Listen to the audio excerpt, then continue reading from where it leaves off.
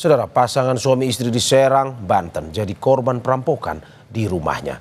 Saat ditemukan, keduanya terikat, suami tak sadarkan diri dan istrinya tewas.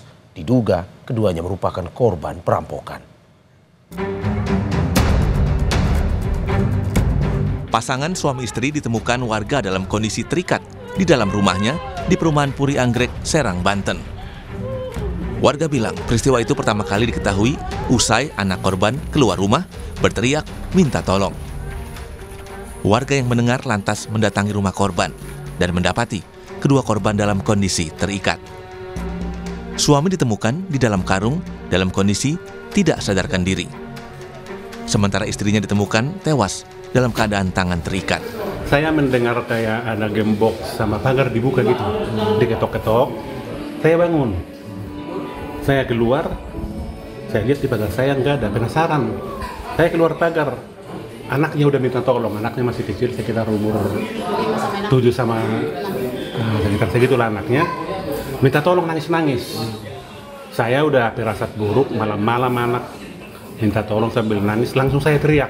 Kami masuk dari pintu belakang udah terbuka posisinya, dan di dapur itu suaminya udah dikarungin. Nah, kata anaknya, bapak saya ini katanya di karung itu.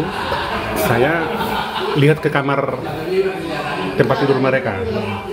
Itu istrinya udah posisi tengkurap dan diikat tangannya ke belakang begini. Polisi langsung mendatangi rumah korban dan melakukan olah tempat kejadian perkara. Dugaan sementara, Pasutri tersebut menjadi korban perampokan.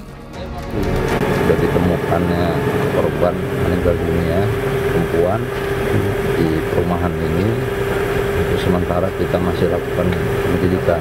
Ya, di korban diduga tewas. Kita belum tahu hasil dari apa, dan juga keterangan dari saksi-saksi juga masih kita dalam.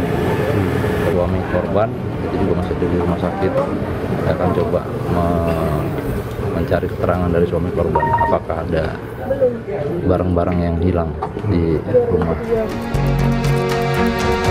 Kata polisi, pintu belakang rumah korban rusak.